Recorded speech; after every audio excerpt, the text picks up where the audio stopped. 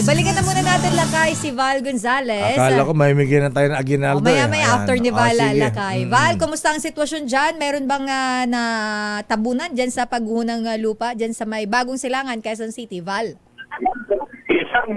Isang taxi at isang van yung nataganan na ng mga debris. Taxi at na van? nanggaling mismo. Mayor, isang taxi. Kung nakikita ninyo yung video na yan, isang taxi at isang van yung nadaganan matapos na gumuho itong bahagi ng lupa dito sa Barangay Bagong Silangan, Quezon City. Ito'y pagitan lamang ng isang malaking subdivision at sitio veterans dito sa Bagong Silangan, Quezon City. Nangyari itong pagguhong ito. Kung makikita ninyo dito sa aking likuran, Sister El at Mayor, yung mga bahay, isang dalawa tatlo. Medyo may kalasiyan itong yung bahay, Puti na lang. Malapit na. Nangangalib. Ayan, i-zoom mo nga yan. Ayan, zoom yan. Dati Junior. Ayan, yan yung tatlong bahay na yan. Yung pinangangambahan na kapag talan upang lumabot itong tumuhong bahagi ng lupang ito, Sister El at Mayor, mukhang baka maisama doon sa pagsak dito sa may tapaasang bahagi na ito, dito sa may barangay Sitio Veterans, dito sa barangay Bagong Silangan, Quezon City, o Sitio Veterans, barangay Bagong Silangan, Quezon City. Nangyari itong pagguho ngayong umaga lamang, Mayor. Anong oras? Alas 6. Diyos ko. Baka tulog pa sila nun, ha? Butit hindi natangay yung bahay, ha? Ayan, baka kumuha kay Joe Saldariaga, baka may poste ng Meralco dyan, baka pwede itukod muna dyan. Wala naman. Wala naman. Itong Mayor, yung may puno ng kawayan, yung dilaw na kawayan, at meron pang isang punong na bali. Oo nga, nakita ko yung kawayan na Val, mukhang hindi nakatulong, ha? Ayan, dapat kung Angelo Palmones, ha? Ayan, yung kawayan pinupromote mo, baka pwedeng maglagay ng mas marami dyan para masuportahan yung lupa. Hindi gumuho na ganyan. Saturate na kasi, Mayor, at itong lupang to, dahil doon sa walang humpay, napagbuhos ng malalakas na mga pagulan nitong nakalipas na ilang araw na. Kaya naman lumabot yung lupa, yung mga puno nitong orange, itong yellow bamboo na ito, maging ilang mga yan puno. yung bayog, di ba? Bayog yan. Di ba yan ang bayog na kawayan na Val? Yung makapal ang balat? Iba itong ibang klaseng kawayan yan. Yellow, ha? Para ito siyang yung Chinese kulay dilaw. Kulay dilaw ito, Mayor Gitarel. Itong puno ng kawayan na ito na natungkab na doon sa may pinaka... Teka muna, Val. May taxi ka mo tsaka van. Buti walang sakay doon. Wala, dahil lang binabanggit nitong barangay. Kausap ko kanina itong si Barangay Sir Joy Mariano. Kanyang pinabanggit, matitigas daw ang ulo nitong mga residente dito sa lugar dahil nakalagay na yung dalawang signages na bawal magpark dito sa lugar na ito. Pero sabi, itong si Joy Mariano ng Barangay Bagong Silangan, Quezon City, wala silang magagawa dahil sa kabila ng kanilang bawal, matitigas daw ang ulo nitong mga residente rito. Kaya yun, nangyari, isang van at isang taxi. Yung ngayon ay nagtamo ng pinsala matapos na mapagsakan ng mga debris na nanggaling dun sa itaas mismo. Ito sa bahagi na ito ng barangay Bagong Silangan ng Quezon City. Sa ngayon, Mayor, yung clearing operations nagpapatuloy. Iba't ibang mga unit na ng Bureau of Fire Protection dito sa Quezon City, yung nagtungo dito sa lugar para mapag-fix yung pagtatanggal dito sa mga naiwang mga debris, mga puno ng kawayan at ilan pa, para maiwasan na yung disgrasya pa rito sa lugar. Anong street yan, Val? Val, anong street sa Barangay Bagong Silangan?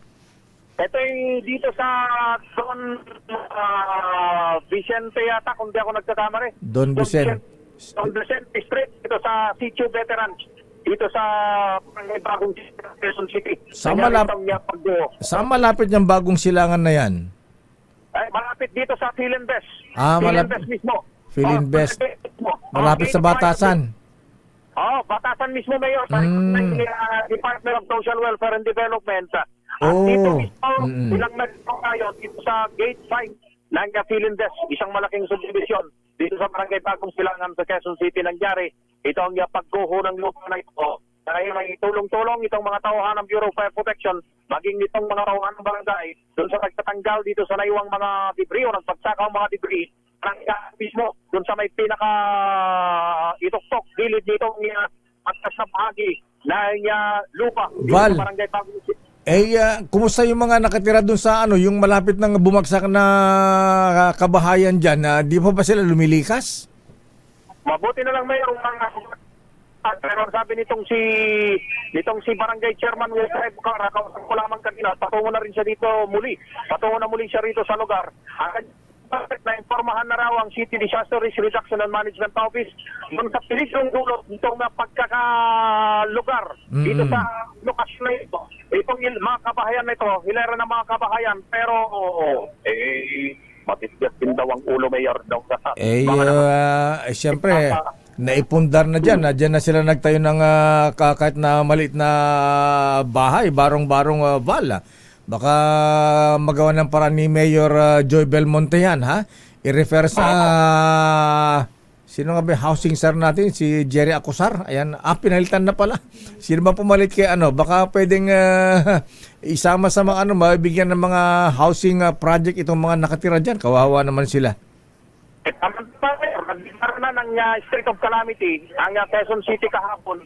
So siguro isa doon sa malaking fondong may lalabas ay maring gamitin dito sa paglilikas nitong mga residente na ito na nasa peligro lugar. Ang binabanggit nitong si Sherman Wilfred Bucara, napakadelikado na itong lugar dahil doon sa kanyang pagtaya ng barangay mayor, malambot na itong lupa at anytime itong mga pare ay maring malagay sa panganib, lalo na yung buhay ng mga nakatira dito sa lugar na ito, sa Barangay Bagong Silangan, dito sa Quezon City. So ngayon ay umuulan pa, Mayor. May pagbagsak pa naman ng mahinang pagulan dito sa bahagi ito ng Quezon City. Kaya yung ating mga dito sa lugar nangangamba, inaantay na lamang nila kung ano magiging desisyon ng city government dito sa lugar na ito. Kung sila ba ay tutulungan o mabisitan buhay na location para hindi malagay sa peligro yung kanilang buhay. Val, asan yung may-ari ng taxi at saka sa van? Di ba nagpupunta dyan? Pwede naman yatang paandarin, alisin dyan, Natatabunan pa ng kawayan. hindi pa makakilos, Mayor. Yung may-ari ba nandito? Yung may-ari ng sadakyan? Eto si Kuya? Eto pala yung may-ari. Saan po dyan yan sa inyo? Saan po yung sa inyo dyan? Wala. Nahihiya. Driver. Driver lamang daw siya. Driver lamang daw. Po ba yung may-ari? Takot sa'yo, Val, ah. Umiiwas. Ilag siya, Takip ng mukha. Ito naman kasi si Val, Lalapit ka lang basta-basta, Mapagalitan na amo. Salary deduction na repair niyan. Acts of nature naman daw lakay. Insurance. Kung insure dyan. Ipapakita lang ng ating cameraman na si Otoy Ibrahim.